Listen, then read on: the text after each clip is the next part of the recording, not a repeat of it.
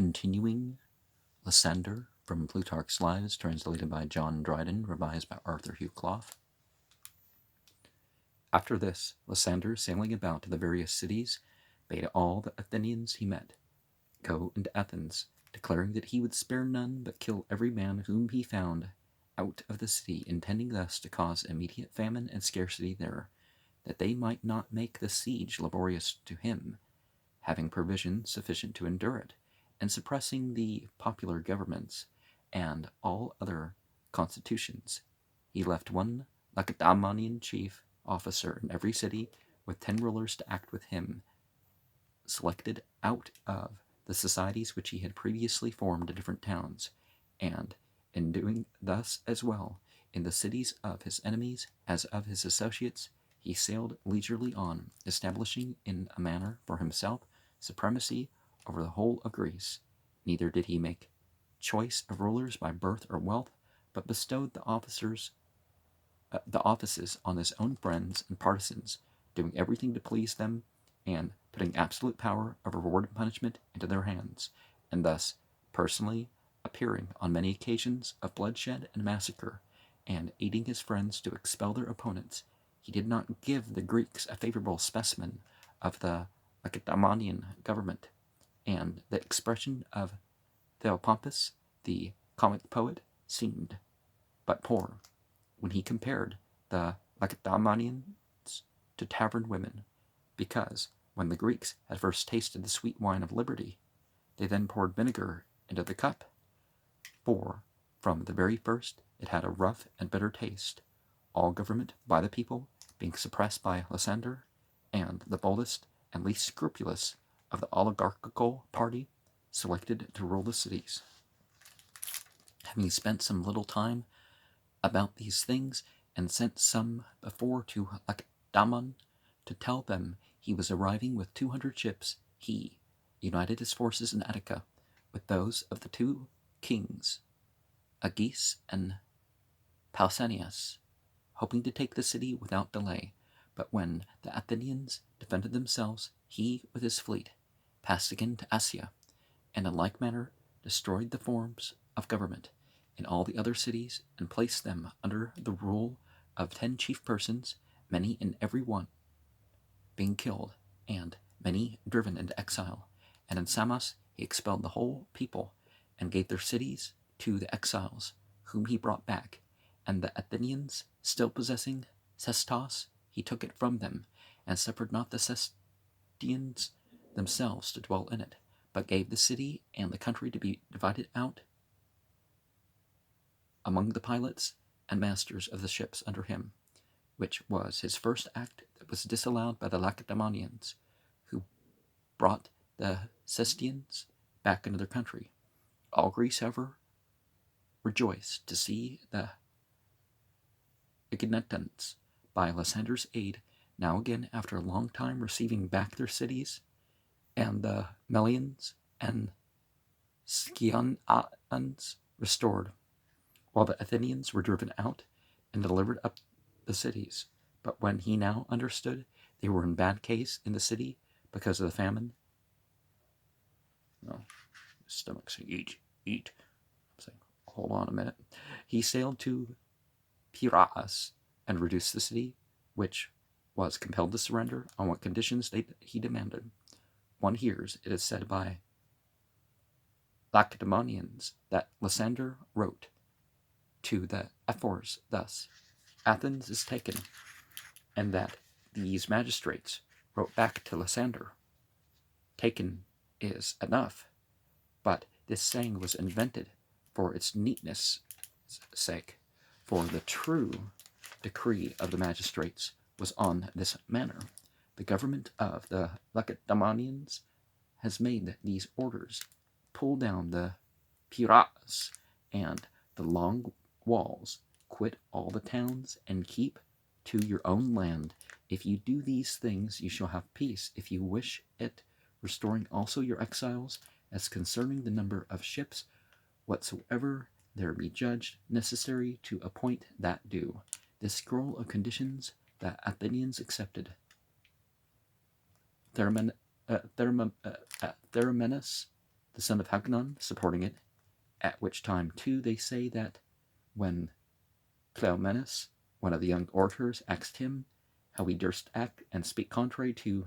Themistocles, delivering up the walls to the Lacedaemonians, which he had built against the will of the Lacedaemonians, he said, O young man, I do nothing contrary to Themistocles, for he raised these walls for the safety of the citizens, and we pull them down for their safety. And if walls make a city happy, then Sparta must be the most wretched of all, as it has none. Lysander, as soon as he had taken all the ships except 12 and the walls of the Athenians, on the 16th day of the month Monachion, the same on which they had overcome the barbarians at Salamis, then proceeded to take measures for altering the government. But the Athenians, taking that very unwillingly and resisting, he sent to the people and informed them that he found that the city had broken the terms, for the walls were standing when the days were past within which they should have been pulled down. He should therefore consider their case anew, they having broken their first articles, and some states, in fact, the proposal was made in the Congress of the Allies that the Athenians should all be sold as slaves, on which occasion Erianthus the Theban gave his vote to pull down the city and turn the country into sheep pasture. Yet afterwards, when there was a meeting of the captains together, a man of Phocis singing the first chorus in Euripides's Electra, which began, Electra, Agamemnon's child, I come unto thy desert home. They were all melted with compassion, and it seemed to be a cruel deed to destroy and pull down a city which had been so famous and produced such men. Accordingly, Lysander, the Athenians, yielding up everything, sent for a number of flute women out of the city and collected together all that were in the camp and pulled down the walls and burnt the ships to the sound of the flute, the allies being crowned with garlands and making merry together, as counting that day the beginning of their liberty. He proceeded also at once to alter the government, placing 30 rulers in the city and 10 in the Piraeus. He put also a garrison into the Acropolis and made Calibius, a Spartan, the governor of it, who afterwards, taking up his staff to strike Autolycus, the athlete, about whom Xenophon wrote his banquet, on his tripping up his heels and throwing him to the ground, Lysander was not vexed at it, but chid Calibius, telling him he did not know how to govern freemen. The 30 rulers, however, to gain Calibius's favor, a little after killed Autolycus. Lysander, after this, sails out to Thrace, and what remained of the public money and the gifts and crowns which he had himself received, numbers of people, as might be expected, being anxious to make presents to a man of such great power, who was in a manner the lord of Greece, he sends to Lacedaemon by Galipius, who had commanded formerly in Sicily. One of the things that people say, well, it's not a bribe. It's, well, if it's a gift you receive because of your position, it's a bribe. But he, it is reported, unsewed the sacks at the bottom, took a considerable amount of silver out of every one of them, and sewed them up again, not knowing there was a writing in every one stating how much there was, and coming into Sparta, what he had thus stolen away, he hid under the tiles of his house, and delivered up the sacks to the magistrates, and showed the seals were upon them. But afterwards, on their opening the sacks and counting it, the quantity of silver differed from what the writing expressed, and the matter causing some perplexity to the magistrates. Galepius' servant tells them in a riddle that under the tiles lay many owls, for as it seems the greatest part of the money then current bore the Athenian stamp of the owl, which is also the stamp of the Illuminati. Anybody talks about the eye and the triangle of the Illuminati? No, it's this the owl thing. Watch the video, and it has nothing. And anyways, Galippus, having committed so foul and base a deed, after such great and distinguished exploits, before removed himself from Lacedaemon. But the wisest of the Spartans, very much on account of this occurrence, dreading the influence of money, as being what had corrupted the greatest citizens, exclaimed against Lysander's conduct, and declared to the ephors that all the silver and gold should be sent away as mere alien mischiefs. Not the fun type of alien, the foreign from a different planet, nowadays we reserve the term alien for,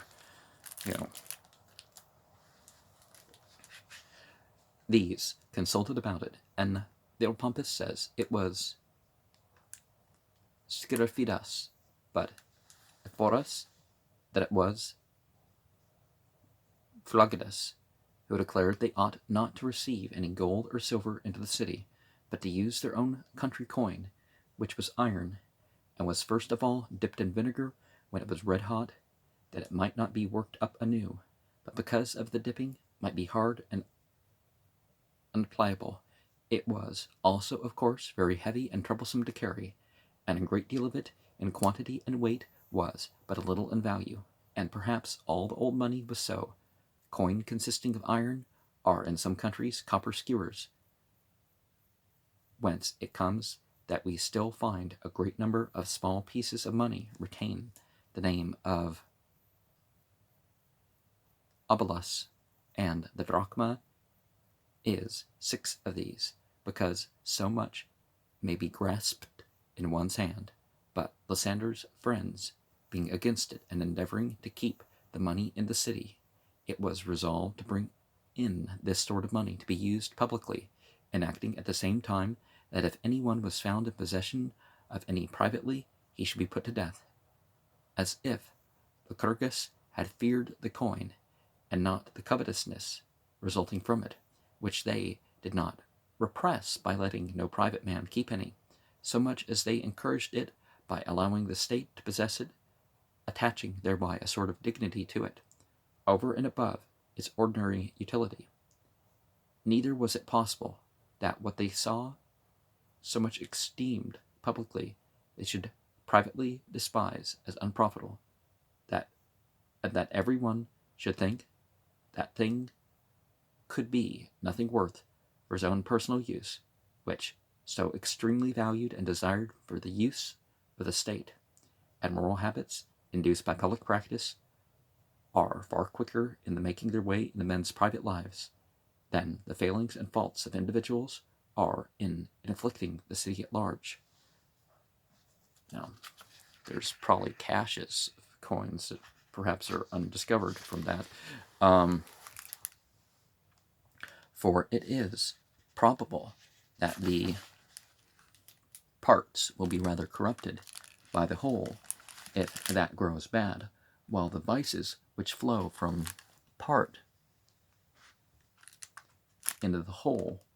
find many correctives and remedies from that which remains sound. Terror and the law were now to keep guard over the citizens' houses to prevent any money entering into them, but their minds could no longer be expected to remain superior to the desire of it, when wealth in general was set up to be striven after as a high and noble object. On this point, however, we have given over censure of the Achaemenians in one of our other writings. Lysander erected, out of the spoils, brazen statues at Delphi of himself, and of every one of the masters of the ships, as also figures of the golden stars of Castor and Pollux, which vanished before the battle of Leuctra. In the treasury of Brasidas and the Acanthians there was a trireme made of gold and ivory of 2 cubits, which Carus sent Lysander in honor of his victory. But Alexandrides of Delphi writes in his history that there was a deposit of Lysander's. There was also a deposit of Lysander's, a talent of silver, a 52 minas, besides 11 staters, a statement not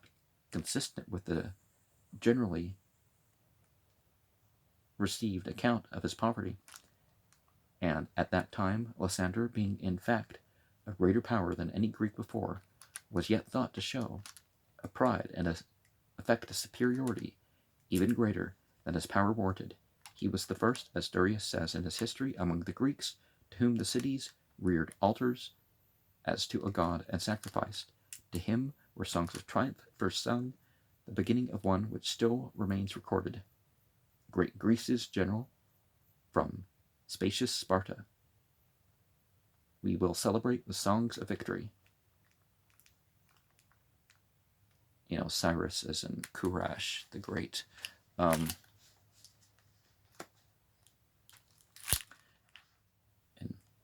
obviously Alexander the Great, right? And the Samians decreed their solemnities of Juno should be called the Lysandria, and out of the poets he had Coerilus always with him to extol his achievements in verse, and to Antilochus,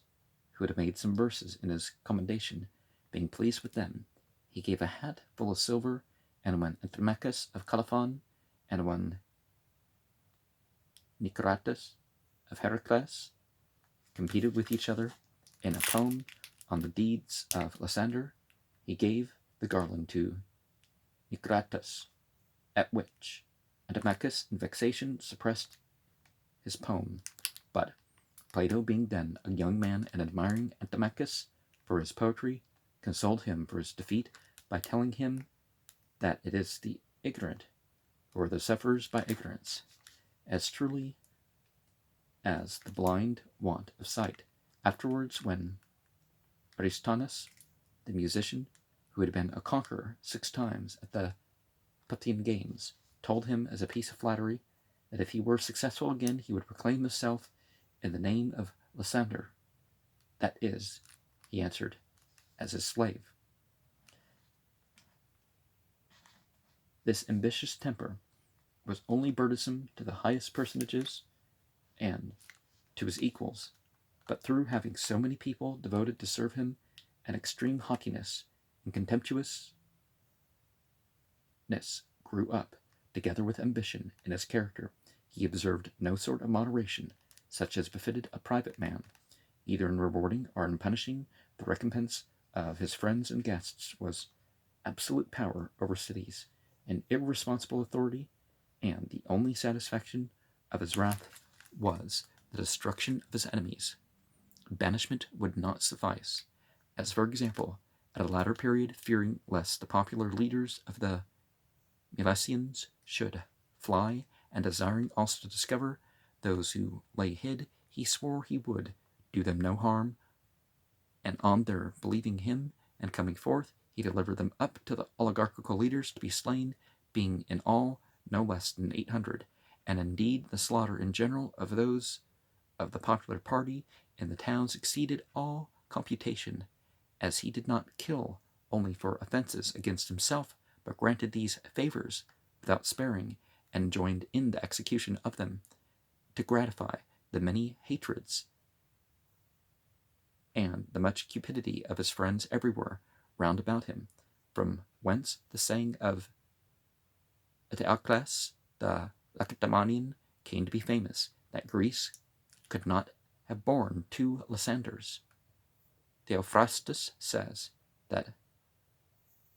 Archistratus said the same thing concerning Alcibiades, but in his case what had given most offence was a certain licentious and wanted self-will. Lysander's power was feared and hated because of his unmerciful disposition. The Lacedaemonians did not at all concern themselves for any other accusers, but afterwards, when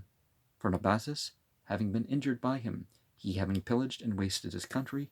sent some to Sparta to inform against him, the ephors, taking it very ill, put one of his friends and fellow captains, Thorax, to death, taking him with some silver privately in his possession, and they sent him a scroll commanding him to return home. This scroll is made up thence. When the ephors send an admiral or general on his way,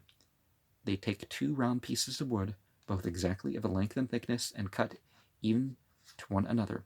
They keep one themselves, and the other they give to the person they send forth, and these pieces of wood they call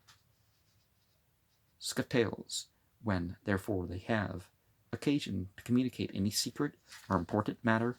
making a scroll of parchment long and narrow, like a leathern thong, they roll it about their own staff of wood, leaving no space void between, but covering the surface of the staff with the scroll all over. When they have done this, they write what they please on the scroll, as it is wrapped about the staff, and when they have written, they take off the scroll and send it to the general without the wood. He, when he has received it, can read nothing of the writing, because the words and letters are not connected, but all broken up. But taking his own staff, he winds the slip of the scroll about it, so that this folding, restoring all the parts into the same order that they were in before, and putting what comes first into connection with what follows, brings the whole consecutive contents to view round the outside, and this scroll is called a staff.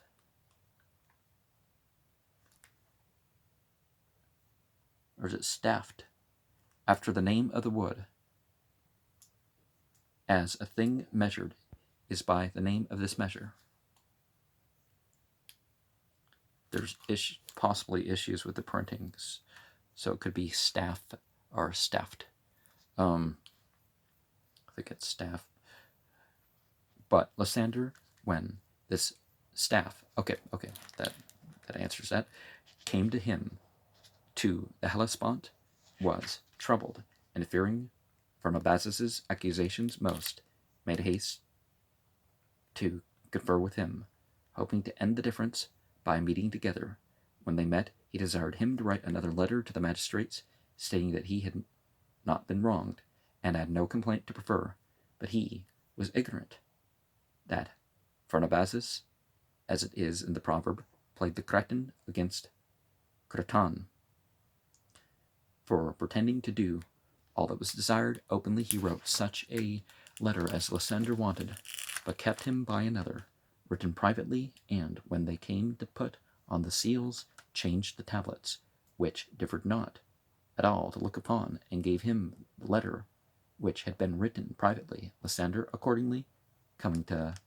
Lacedaemon, and going, as the custom is, to the magistrate's office, gave Pharnabazus' letter to the ephors, being persuaded that the greatest accusation against him was now withdrawn. For Pharnabazus was beloved by the Lacedaemonians, having been the most zealous on their side in the war of all the king's captains. But after the magistrates had read the letter, they showed it him, and he, understanding now that others beside Ulysses deep can be, not the one wise man of the world is he, in extreme confusion left them at the time. But a few days after meeting the ephors, he said he must go to the temple of Ammon and offer the entity the sacrifices which he had vowed in war. For some state it is a truth that when he was besieging the city of Ephatah in Thrace, Ammon stood by him in his sleep. Yemen, the Egyptian hidden entity, where we get our word amen from. Whereupon, raising the siege, supposing the entity had commanded it, he bade the Ephatahans sacrifice to Ammon, and resolved to make a journey into Libya to propitiate the entity. Now, what they hippocampus. Is that the hippocampus or something like that? The um, was particularly positioned, possibly to indicate that well,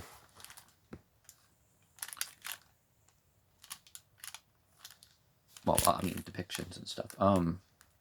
Not necessarily this, but most were of opinion that the entity was but the pretense, and that in reality he was afraid of the ephors, and that impatience of the yoke at home and dislike of living under authority made him long for some travel and wandering, like a horse just brought in from open feeding and pasture to the stable, and put again to his ordinary work. For that which Ephors states to have been the cause of this travelling about, I shall relate by and by. And having hardly and with difficulty obtained leave of the magistrates to depart, he set sail. But the kings, while he was on his voyage, considering that keeping as he did the cities in possession by his own friends and partisans, he was in fact the sovereign and the lord of Greece, took measures for restoring the power to the people, and for throwing his friends out. Disturbances commencing again about these things, and first of all the Athenians from Phila settling upon their 30 rulers, and overpowering them, Lysander coming home in haste, persuaded the Lacedaemonians to support the oligarchies, and to put down the popular governments, and to the 30 in Athens, first of all, they sent 100 talents for the war, and Lysander himself as general to assist them, but the kings, envying him, and fearing lest he should take Athens again, resolved that one of themselves should take the command. Accordingly, Pausanias went, and in words indeed professed as if he had been for the tyrant against the people, but in reality exerted himself for peace, that Lysander might not by the means of his friends become lord of Athens again. This he brought easily to pass, for the reconciling the Athenians and quieting the tumults, he defeated the ambitious hope of Lysander, though shortly after, on the Athenians rebelling again, he was censured for having thus taken, as it were, the bit out of the mouth of the people which is being freed from the oligarchy, would now break out again into the affronts and insolence, and Lysander regained the reputation of a person who employed his command not in gratification of others, not for applause, but strictly for the good of Sparta. His speech also was bold and daunting to such as opposed him. The Argives, for example, contended about the bounds of their land, and thought they brought juster pleas than the Lacedaemonians. Holding out his sword, he, said Lysander, that is master of this, brings the best argument about the bounds of territory. A man of Megara, at some conference, taking freedom with him, this language, my friend, said he, should come from a city. To the Boeotians, who were acting a doubtful part, he put the question whether he should pass through their country with spears upright or leveled. After the revolt of the Corinthians, when, on coming to their walls, he perceived the Lacedaemonians hesitating to make the assault, and a hare was seen to leap through the ditch. Are you not ashamed, he said, to fear an enemy, for whose laziness the very hares sleep upon their walls? Not everybody hunts animals into extinction, but the point's made. When King Agis died, leaving a brother, Agesilaus, and Leontychides, who was supposed his son, Lysander, being attached to Agesilaus, persuaded him to lay claim to their kingdom, as being a true descendant of Hercules. Leontychides, lying under the suspicion of being the son of Alcibiades, who lived privately in In familiarity with Tima'a, the wife of Agis, at the time he was a fugitive in Sparta. Well, the Hercules thing, just as the Shemashun, Samson in the Bible, and what's the other son-based name thing. It's thought that that all of these were historical figures at some point, because we see what was happening with Alexander. A lot of the Greek entities. It turns out Horus was a real king of Egypt, and so were some of the other entities, right? Or perhaps that's a contracted name, like Krishna wasn't one of the four Krishnas. One of four individuals that was historically Krishna was servant of Krishna, so servant of the god of light. And people shorten things, and particularly like with Arab names and stuff like that, people who don't speak the language, like Agis, they say, computing the time, satisfied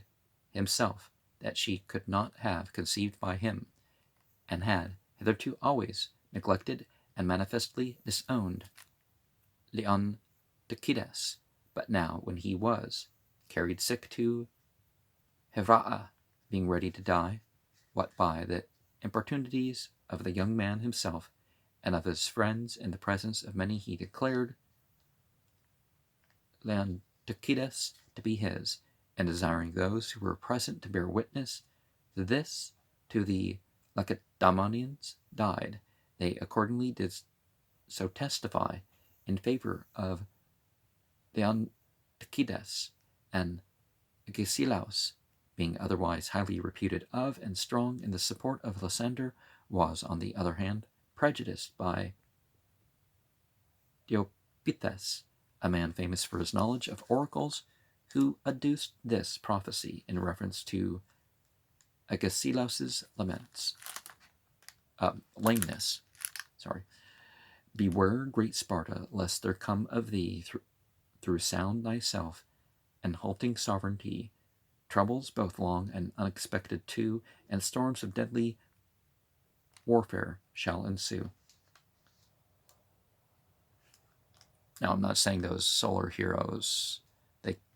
in the Bible, that they kind of took the edge off of it, right? Except for the Jesus thing. But they came pretty close with Samson and stuff. And literally, between two pit, when many therefore yielded to the oracle and inclined to Leontychides, Lysander said that Diopithes did not take the prophecy rightly, for it was not the entity that would be offended if any lame person ruled over the Lacedaemonians, but that the kingdom would be a lame one if bastards and false-born should govern with the posterity of Hercules. By this argument, and by his great influence among them, he prevailed, and Agesilaus was made king. Immediately, therefore, Lysander spurred him on to make an expedition into Asia. Not the same thing as the continent. Putting him in hopes that he might destroy the Persians and attain the height of greatness. And he wrote to his friends in Asia, bidding them to request to have Agesilaus appointed to command them in the war against the barbarians, which they were persuaded to, and sent ambassadors to Lacedaemon to entreat it. And this would seem to be a second favor done by Agesilaus by Lysander, not inferior to his first in obtaining the kingdom for him. But with ambitious natures, otherwise not ill qualified for command, the feeling of jealousy of those near them and reputation continually stands in the way of the performance of noble actions. They make those their rivals in virtue, whom they ought to use as their helpers to it. Agesilaus took Lysander among the 30 counselors that accompanied him, with intentions of using him as his especial friend, but when they were come into Asia, the inhabitants there, to whom he was but little known, addressed themselves to him but little and seldom, whereas Lysander, because of their frequent previous intercourse, interaction, was visited and attended by large numbers, by his friends out of observance, and by others out of fear, and just as in tragedies, it is not uncommonly is the case with the actors, the person who represents a messenger or servant is much taken notice of and plays the chief part, while he who wears the crown and scepter is hardly heard to speak. Even so was it about the counsellor. He had